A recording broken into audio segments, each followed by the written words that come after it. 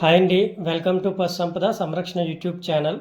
మనం ఈరోజు second episode అలమండ్లో ఉన్నటువంటి గేదెల్ని చూస్తున్నాము. ఈ గేదెల్ని చూస్తూ మనం కొన్ని విషయాలు గేదెల గురించి తెలుసుకుందాం. అయితే గేదెలు మన దేశంలోని అన్ని రాష్ట్రాల వాతావరణ పరిస్థితులను అనుగుణంగా ఉంటాయి. ఎక్కడా కూడా ఏ రాష్ట్రంలో కూడా గేదెలు పెంచుకున్నా కూడా అనుకూలంగానే ఉంటాయి, పరిస్థితులకు ఇబ్బంది ఏముండదు. ఇదే అయితే కొన్ని ఆవులు అయితే ఇబ్బంది పడతాయి. ప్యూర్ హెచ్ఎఫ్ కానీ ప్యూర్ జెర్సీ కానీ వేడిగా ఉండే వాతావరణం కష్టంగా ఉంటుంది వాటికి. అలా కాకుండా గేదెలు అయితే ఎక్కడైనా కూడా సెట్ అవుతాయి. నెక్స్ట్ ఇంకొకటి ఇంట్రెస్టింగ్ ఫ్యాక్ట్, గేదె పాలలో వెన్న శాతం బాగా ఎక్కువ, అందుకే పాలు ఎక్కువ డబ్బులు వస్తాయి. గేదెలు ఆగస్టు ఫిబ్రవరి నెలల్లో ఎక్కువగా ఎదకు వస్తాయి, అంటే హీట్కి వస్తాయి. అప్పుడు మనం ఎద ఇంజెక్షన్ చేయించుకోవాలి. గేదెలలో మూగ ఎద లక్షణాలు ఎక్కువగా ఉంటాయి, అంటే సైలెంట్ హీటు. మనం అది ఎదకొచ్చిందా అనేది చాలా క్లియర్గా అబ్జర్వ్ చేస్తే కానీ మనకు తెలియదు. గేదె దూడ 24 నుంచి 30 నెలల మధ్య ఎదకు వస్తుందంటే, ఒక గేదె పడ్డ ఎంగేజ్కి ఎప్పుడు వస్తుందంటే 24 నుంచి 30 నెలల మధ్య వయసు వచ్చినప్పుడు ఫస్ట్ ఎదకు వస్తుంది. నెక్స్ట్ ఈతకి మధ్యన 13 నుంచి 14 నెలలు వ్యవధి ఉంటుంది. అంటే ఒక ఈత ఈనిన తర్వాత మళ్ళీ ఇంకొక ఈత 13 నుంచి 14 నెలలు, అంటే కంటిన్యూగా ఎదకి వచ్చి ఎద నిలబడి వీని మళ్ళీ ఎద నిలబడితే. అలా కాకుండా కొన్ని ఎండోమెట్రైటిస్, పయోమెట్రైటిస్, ఏవైనా జబ్బులు రావడం, ఎదకు రాకపోవడం అలా జరిగితే ఇది వర్తించదు. గేదెలలో చూడి కాలం అంటే దూడని గేదె మోసేది 10 నెలల 10 రోజులు అటు ఇట్లో ఈనుతుంది. నెక్స్ట్ మనకి అందరికీ పరిచయమైనటువంటి మొర్రా జాతి గేదె గురించి మనం ఇప్పుడు తెలుసుకుందాం. మొర్రా జాతి గేదె, దీని స్వస్థలం హర్యానా మరియు ఢిల్లీ. వీటిని ఢిల్లీ బఫెలోస్ అని కూడా అంటారు. చాలా బ్లాక్ కలర్లో, ఎంత నలుపు అంటే చాలా నలుపు కలర్లో చిన్న చిన్న కొమ్ములు ఉంటాయి తిరిగి. ఆ విధంగా ఉంటే దాన్ని మొర్రా జాతి గేదెలు అంటారు. బలిష్టంగా శరీరం ఉంటుంది. అయితే గేదెల అన్నింటిలో కల్లా ఇది అధిక పాల ఉత్పత్తి చేస్తుంది. పాల ఉత్పత్తి చాలా ఎక్కువ ఉంటుంది ఇది అన్నిట్లో కంటే.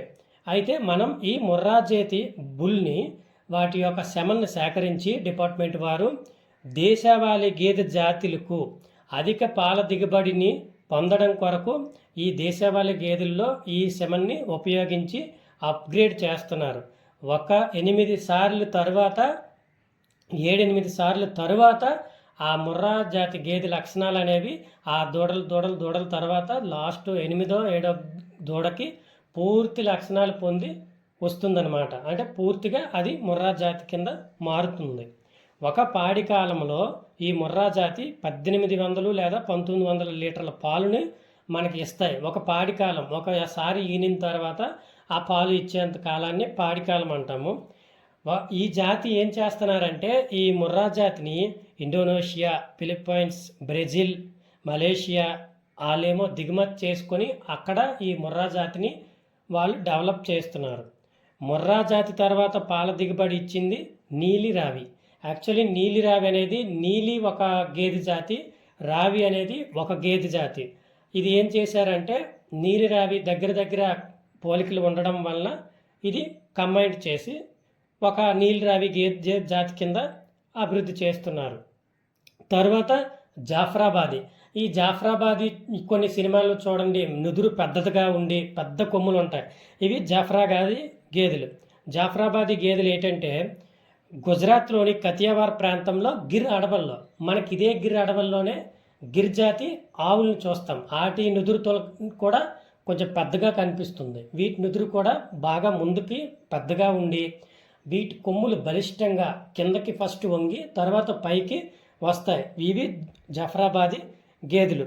ఇవి బాగా బలిష్టంగా, చూడడానికి భయంకరంగా జాఫ్రాబాదీ గేదెలు ఉంటాయి. తర్వాత పర్లాకిమిడి, గంజాం ఈ ఏరియాలో మాండా జాతి గేదెలు అనేవి మనం చూస్తూ ఉంటాం.